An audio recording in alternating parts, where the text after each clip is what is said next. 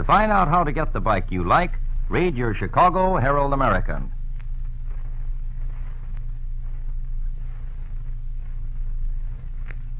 Destination Freedom.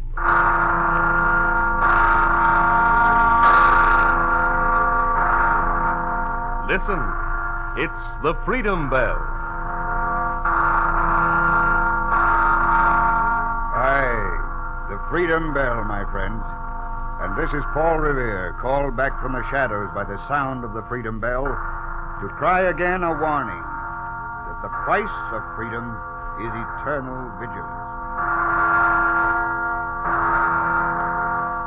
Destination Freedom is presented by station WMAQ in the interest of human freedom the world over.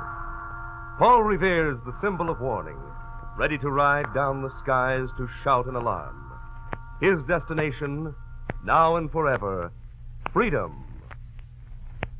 If I had but one more story to tell before my spirit died forever, I would choose this, the story of Anna Zenger, the mother of freedom. It has been said that hell hath no fury like a woman scorned. The truth of that was never denied, especially by John Peter Zenger, a poor printer who returned home one evening back in 1725 with a copy of the New York Gazette, the first paper to be printed in the colony of New York. John, it's early. I didn't expect you. Oh, Anna, there was very little doing, and I closed for the day. Oh, darling, what's this? It's the first printing of the new paper. What? Let me see it, John. Here. The New York Gazette. Oh, darling, this is exciting. It's wonderful. But you didn't tell me you were going to print it. I didn't print it. Oh, please don't joke, darling. It's just as we planned. Our title and... I didn't print it, Anna. William Bradford's the publisher. Bradford? Why, he'd never think of it in 1,000 years. Yes. Yes, he did print it, didn't he? You told him. Well, I dropped in a few weeks ago and mentioned that you thought New York needed a paper for the people. This? For the people? Darling, Bradford is the printer for the king. Why, everything he'll print will be censored before a single copy leaves his shop. Oh, he's pretty safe on that score. Francis Harrison is writing the articles. Oh? Francis Harrison. So, he's mixed up in it, too. The darling of New York society. The black-hearted devil whose only code of ethics is toward the governor. Francis Harrison, intriguer, schemer, informer, councilman. John, are you sure of that? Well, of course I am. Why do you ask? Do you know him? Oh, darling, I hope you never find out how well I know Francis Harrison. It was he who kindled the spark of love in my heart, only to insult me with his audacious proposal that we live in common law. You must never know, darling. Never. Only slightly, John. By reputation. He's a clever man. And I don't know anything about Harrison. I never even saw him, to my knowledge. You may be sure he'll never print a critical word. But I never thought Bradford would take up with the likes of him. Anna, ever since the days I worked as an apprentice in Bradford's shop, I've always found him to be a man of principles. Honest, frugal, and eager to do what he thought was right. He treated me well. Well, this I'll say for William Bradford. He knows his trade better than most.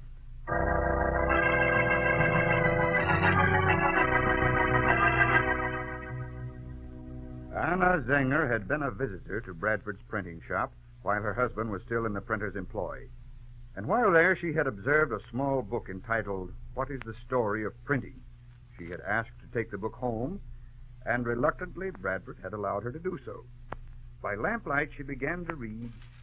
50 years after the introduction of printing in England, a crisis began to arouse the common Englishman against the coalition, state and church.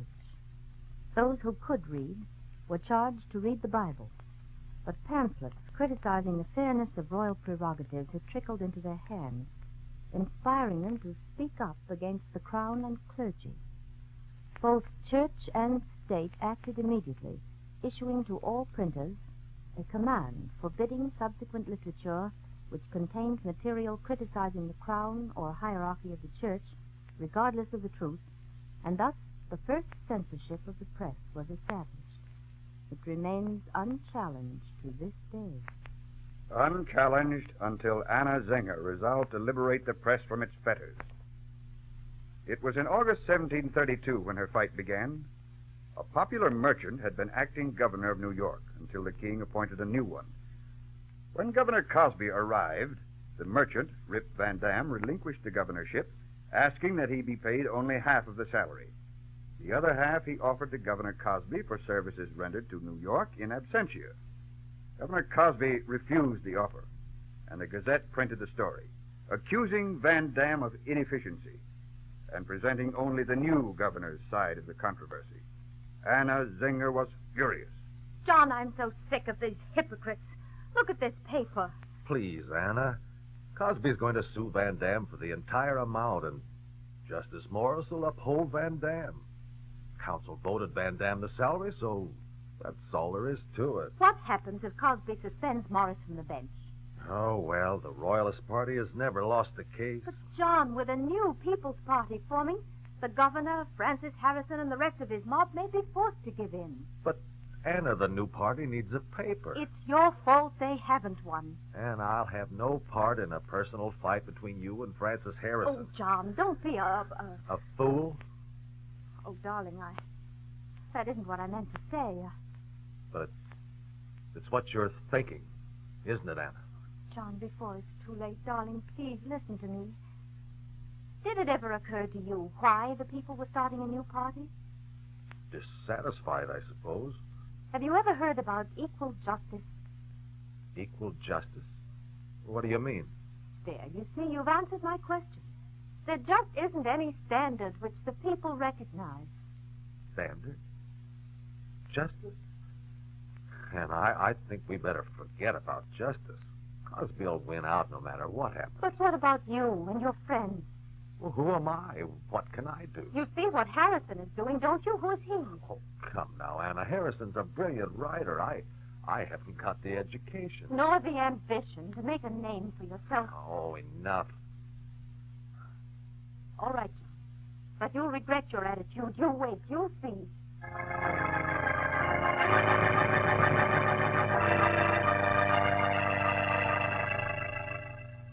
Events moved swiftly in the legal action taken by Governor Cosby against Rip Van Dam. Justice Morris cast a dissenting opinion in the case, an opinion which angered the governor to the point of demanding the removal of the venerable justice. At the insistence of his closest advisors, the governor asked for a printed copy of the dissenting opinion. Morris was quick to comply, never suspecting it would be used to remove him from office, and he sought out Zenger to do the printing for it.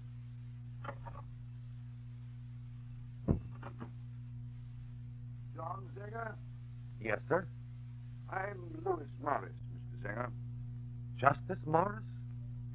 Well, sir, this is an honor. Please have a chair. Mr. Zenger, I've heard of your printing art, and I'm here on an important piece of business. And what is your business, Justice Morris? I recently issued an unfavorable decision against the governor. He wants some copies of my decision. I know about the case. Discussed it with my wife. It seems I heard somebody mention your wife, Zenger. You'll pardon my asking, but whom did you marry? Anna Morton. The daughter of Nicholas? Yes. Did you know him? Know him? My good man. Nicholas Morland was one of the most educated men in New York. One of my closest friends he was. Tell me, Mr. Zenger, is her mother alive? No, sir. Mother Morland died shortly after her husband. A pity. Well, 'tis the way of all flesh. Well, Anna will be delighted you dropped in, Justice. What a fortuitous meeting it's been, Mr. Zenger. This notice, you'll print it, will you not? Yes, I'll print it. Good. I'm going to try taking this to the people. Too bad there's not another paper. Well, goodbye, Mr. Zenger. Thank you, Justice. I'll get to the work right away.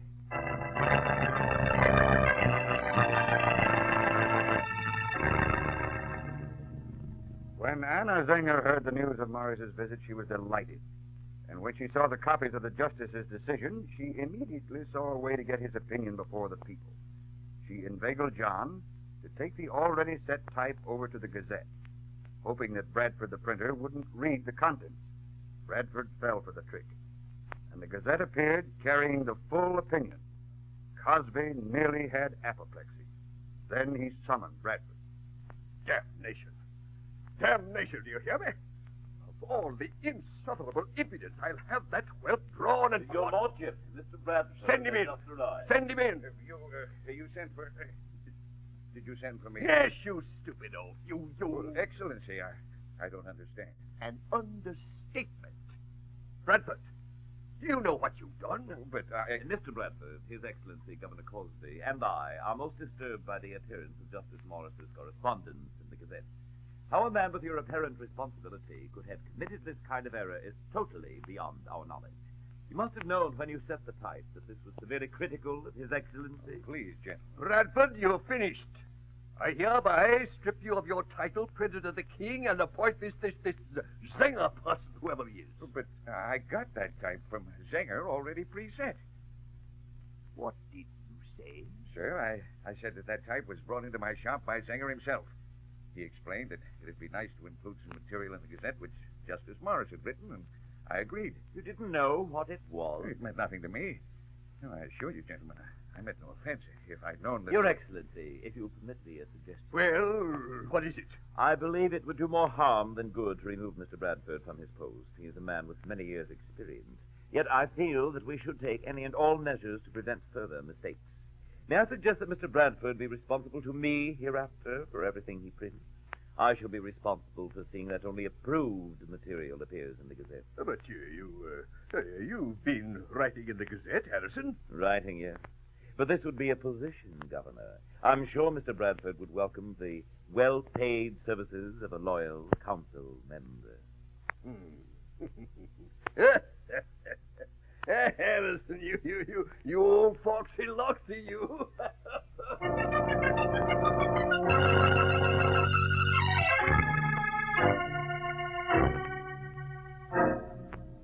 Then Governor Cosby signed an order disbarring Justice Morris, assuring himself of victory in his legal battle with Van Dam. The sudden death of an alderman in the borough where Morris lived gave the ex-justice an opportunity to run for council against a hand-picked Cosby man. Zenger and Van Dam visited Morris to observe the election. Morris won a difficult victory, and his happy though tired friends returned home. John, darling, it's a blessing you're home. Oh, I'm tired, Anna. So tired. The election's over, darling. You can rest now. Now, John, tell me. Oh, later, Anna. Oh, please, please. Do I have to go into a full account of it tonight? No, not if you don't wish to. Oh, Anna, you know I haven't had a wink of sleep for 2 nights straight running. And neither have I, John. Tell me, when are you going to print the story? Print it? Well, I'll write the story, but I think I'll let Bradford print it. Bradford? Are you completely crazy? John, now's the time to start our own paper. Break the news before Bradford has a chance to. He didn't have a man there reporting, did he? No, of course not. And we're not going to talk about the paper now. You've done enough good turns for that turncoat. What have you got against Bradford? John, what I want to know is, what do you have against John Zenger? Oh, it takes money, Anna. Fool's cap. Type. Anyway, it'd be better if Bradford carried the story. Oh, John, you're impossible. Here's the biggest story of the year. There are thousands of souls here in New York yearning to hear the truth. You could do it, John. You and I. You, yes, Anna. I know you could, but I haven't the ability to write. And I'm so tired. All right, John. You could do it, John. You and I. You, yes, Anna. I know you could, but I haven't the ability to write. And I'm so tired. All right, John. I'll make a wager with you. Huh? Yes, a wager. You ask Bradford tomorrow if he'll print the story. If he'll print it, I'll never mention the paper again. What makes you think he won't? I'm not through, John. If Bradford will print the story, I'll never mention the paper again. But if he refuses to print the story, Yes? then you will start the newspaper. Mrs. Zenger, I'll take that wager.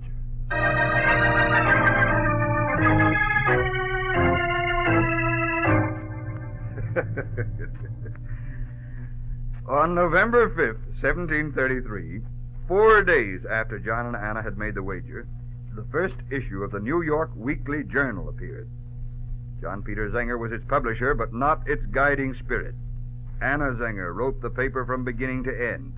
It had only 4 pages, but the people reveled in its freshness and marveled at Zenger's sudden display of literary genius.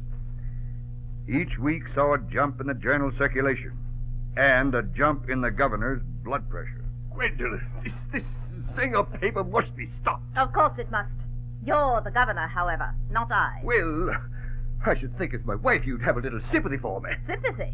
Just you take me back to England if you want sympathy. Oh, be sensible. If you need help, what about that pretty advisor of yours? Harrison? He's a nincompoop. He got you into this? Why don't you fire him? And have him blabbing everything he knows about our Well, business. it served you right for getting involved with such a low breed of swine.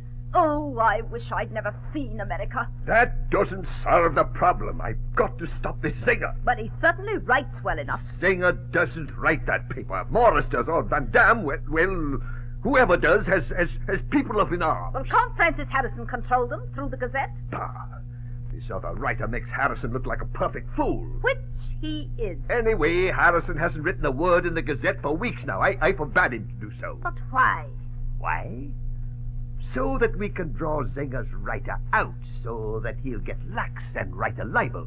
Do you believe anyone as brilliant as Zenger's writer will fall for that? No, I don't know. I just don't know. We'll just have to wait and see. And become the laughing stock of New York in the meantime? That suits me just fine.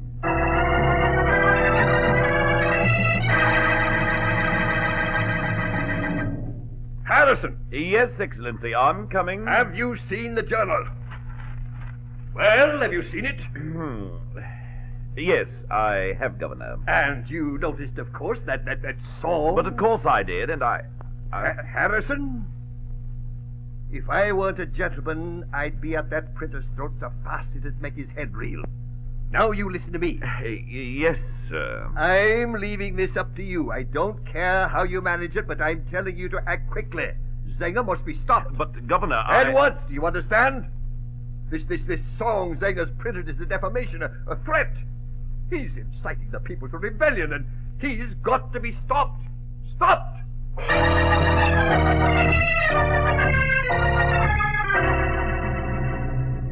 So Francis Harrison set up a plan to cut Zenger down. He brought evidence into court and tried to get the jury to issue an order against Zenger's paper censoring its material as libelous.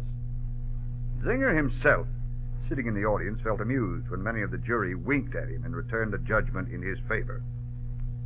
Harrison then decided to pursue one of the oldest tricks known, and dressing himself as a dandy, he called upon Anna Zenger. Just a minute. Just a minute. Oh, Anna Morton. Mr. Harrison. What is it you want, sir? Aren't you even going to invite me in, Anna? I wasn't expecting company, Mr. Harrison. This is an urgent matter, Anna. Please. Very well. Come in, Mr. Harrison. You've managed beautifully here, my dear. What do you want? It's been a long time since you and I sat alone on the sofa yonder, dreaming. It should never have happened. Oh, please, Anna. Make me feel indecent. I repeat, what do you... Anna, your husband is in trouble. He is? My dear, I have an order for his arrest right here in my hand. Now, here, read it. If you don't believe me. I do believe you. Go on. I can save your husband from being jailed only if you divulge the identity of the person who's been writing the material in his paper. So, that's Is that so difficult? For such a lovely creature. Take your hands off me and get out of here. Get out. I'm terribly hurt, my dear. But we never could see eye to eye, could we? I do hope you won't be too lonely.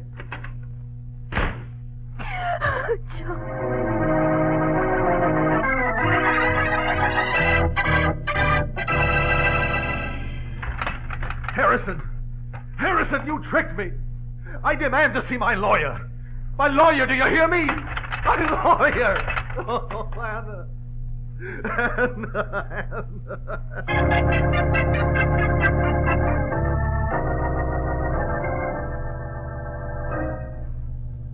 I, my friends, John Peter Zenger was arrested with an illegal warrant in an action unprecedented in the annals of New York Colony. At first, the luckless printer was held incommunicado, denied the use of pen and ink, writ of habeas corpus denied his lawyers and himself, and bail set at £800. The New York Weekly Journal was drawing its last breath when... John. Anna. Oh, bless the Lord, how'd you manage to get in? Oh, they couldn't deny me that, my darling. How've you been? And the children? We're all right, John. But you? Oh, I'm lonesome, Anna, and mad. Darling, I've news about the journal. Yes, quickly. It'll be published again. But how? Bradford, bless him. He feels sorry and he's found a printer for me. I can't believe it. It's true, darling. Bradford got in touch with our lawyers and told them about the man. He's on our side, even though he can't do more. But the editorials... I'll tone them down. Stop criticizing Cosby. But the journal must not die.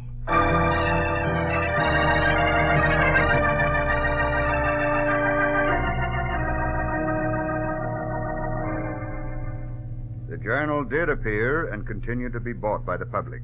But the battle for Zenger's freedom was being lost round by round. The final blow came when his attorneys were disbarred for challenging the right of Governor Cosby's judges to occupy the bench. Meanwhile, Anna Zenger was busy writing an article for the journal. Never before, in legal history anywhere, has any judge presumed to disbar an attorney because the attorney questioned the jurisdiction of the court. If this is taken as precedent in the courts of the other colonies, all the king's subjects on these shores hereafter will find justice in an unfamiliar robe. Although his attorneys had been denied the right to practice law in New York, they visited Zenger in his 8-foot cell. In one of their many talks, Zenger told them of hearing a lawyer try a libel case in Philadelphia 15 years before. Do you remember his name? Anything about him? Oh, yes. The lawyer's name was Andrew Hamilton. Andrew Hamilton, are you sure? Of course I'm sure. Why, he's the most prominent lawyer in the colonies, and Rip Van Dam is a good friend of his. Oh, well, I don't think he'd be interested. Anyway, I certainly can't afford a man with his reputation. John, you leave that up to me. I'm going to write. Now, let me do that. You just see that it gets posted. The Lord will help us if there's any hope left.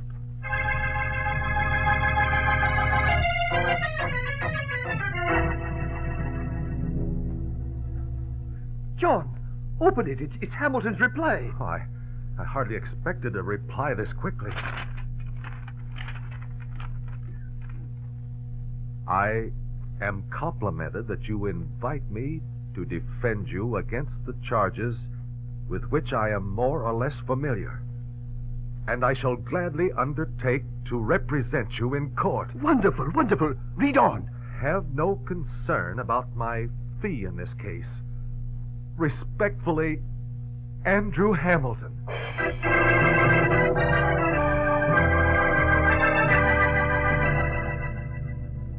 Your Honors, I confess for my client that he did indeed both print and publish the statement set forth in the charges.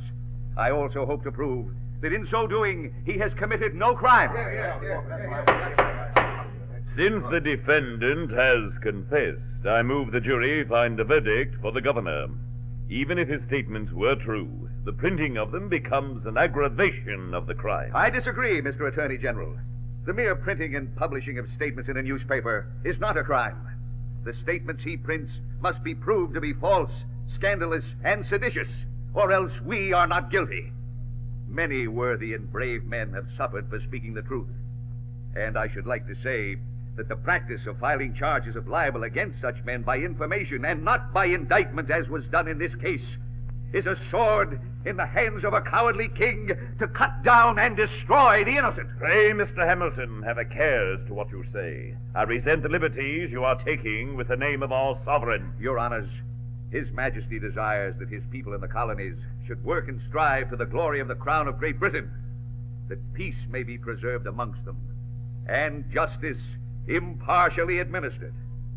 Governors who injure and oppress the people under their administration provoke the people to cry out and complain, and then make that very complaint the foundation for new oppressions and prosecutions. I wish I could say there were no instances of this kind, but in the prosecution of this poor printer, you have one. The question before the court and you gentlemen of the jury is not of small nor private concern. It is not the cause of the poor printer Zenger, nor of New York alone. No, it may in its consequence affect every free man who lives under the British government on the mainland of America. It is the best cause.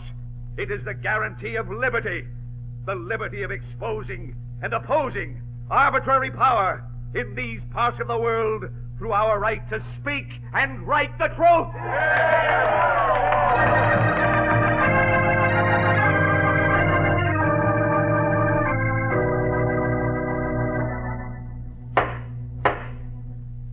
Gentlemen of the jury, have you agreed upon the verdict? We have. Have you agreed that John Peter Zenger is guilty of printing and publishing the libels as charged? Not guilty.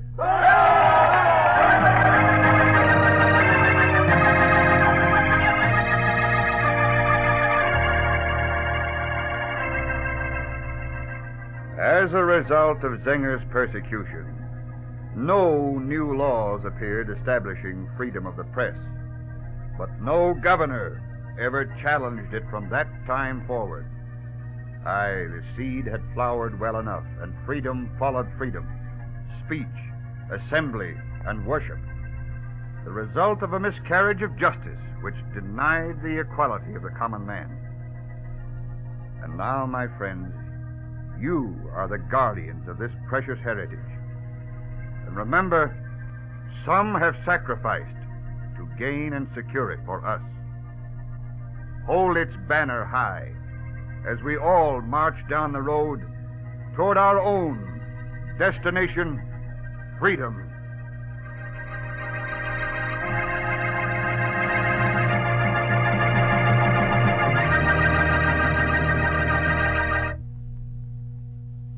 The brotherhood of man is an essential part of our Christian and democratic heritage. Destination Freedom salutes the National Conference of Christians and Jews for their endeavor to focus the attention of all Americans on the values of brotherhood during this annual Brotherhood Week. Begin today with the realization that each individual has true dignity and worth, regardless of race, creed, or color. And practice the principles of brotherhood throughout each year to come. Make this your contribution along the road to Destination Freedom.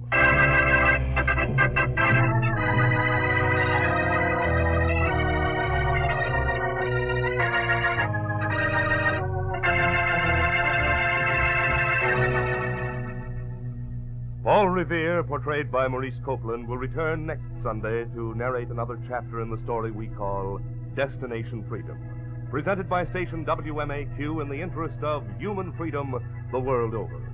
Farrar, Straus & Young, publishers of the book Anna Zenger by Kent Cooper, gave Destination Freedom permission for today's broadcast. The radio adaptation of Anna Zenger was by Bob Ecklund, and it was produced under the direction of John Cowan. Geraldine Kaye played Anna Zenger, and Carlton KaDell played John. Other members of the cast were Everett Clark, Donald Gallagher, and Jess Pugh. The special music was composed by Emil Soderstrom and was played by Helen Morton and Jose Bethancourt. Our engineer was George Wilson, sound effects by Cliff Mueller. This is Bill Griskey reminding you that the sound of the Freedom Bell is your invitation to follow Paul Revere along the road to Destination Freedom. This is NBC, the national broadcasting company.